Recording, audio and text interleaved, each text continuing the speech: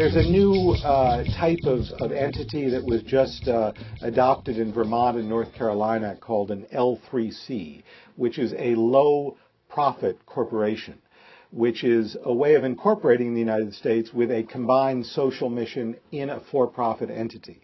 And it's brand new. It's just in the last month or so that it was passed. I don't know that there are any of them out there yet. It'll be interesting to see what develops. It's really hard, I have to say, to balance a profit motive and a social objective. But we do see that it's possible and that it can be aligned. And I actually am beginning to believe that the difference between the for-profit sector and non-profit sector may begin to blur over time. You know, we grew up as a generation thinking that, business makes money, doesn't worry about social issues. Non-profits solve social issues, don't try and make money. But in fact, we see, companies like GE saying our growth with eco-imagination is going to be in solving social problems. We see companies like Whole Foods saying, we can differentiate ourselves from grocery stores by offering healthier products. And then we see nonprofit or social enterprises like Waste Concern building a significant scale international business solving huge humanitarian problems. And so this line between the two, I really believe, is beginning to blur.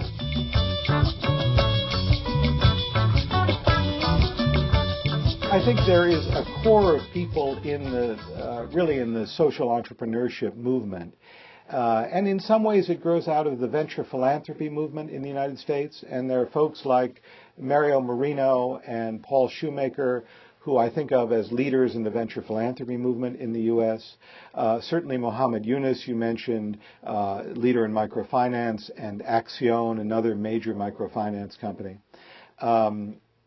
which incidentally is an interesting story in itself of a successful business enterprise. I'll digress for a moment, but it's a really interesting story.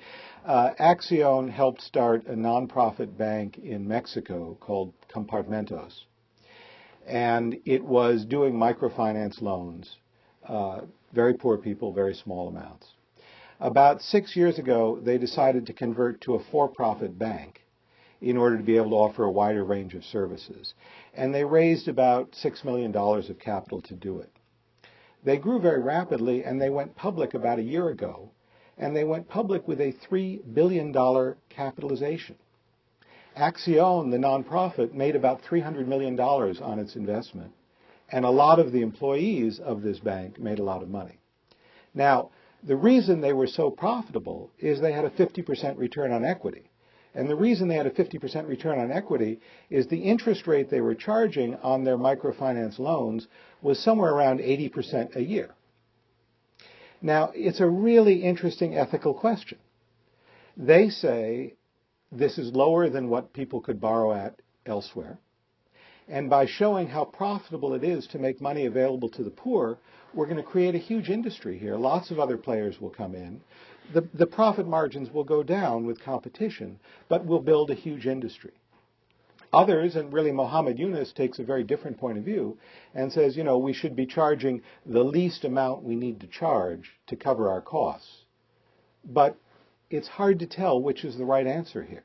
So again, I think that gets to some of the dilemmas of trying to balance a social mission with a for-profit enterprise.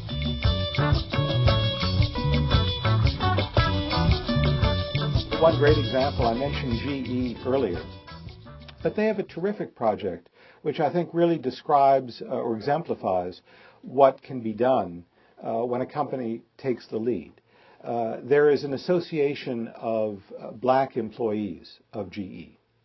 And they got together, this is now about 4 or 5 years ago, and went to the CEO and said, what is GE doing about the AIDS pandemic in Africa?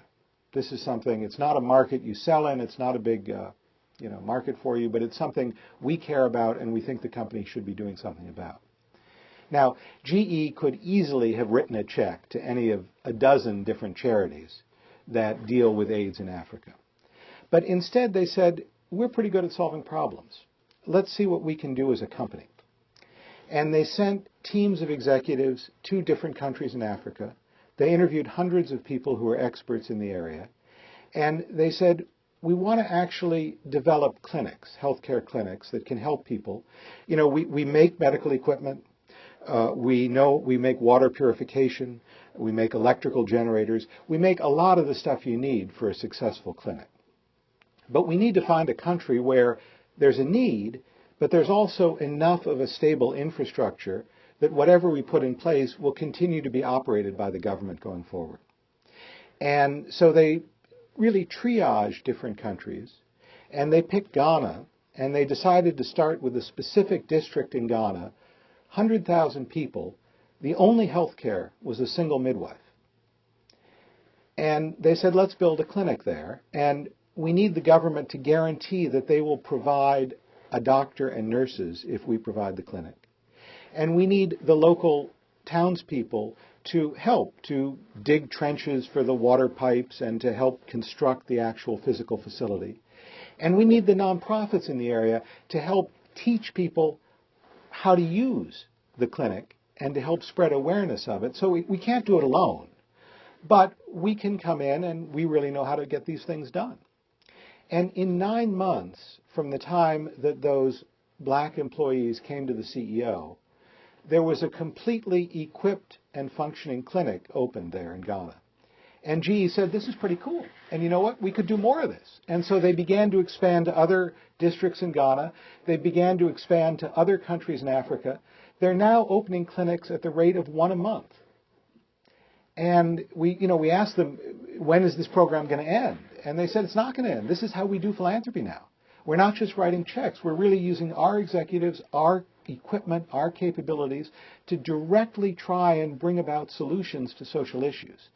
And there's no nonprofit in the world that could have opened clinics as quickly, as cost effectively, and on as large a scale as GE is able to do by working directly on the issue.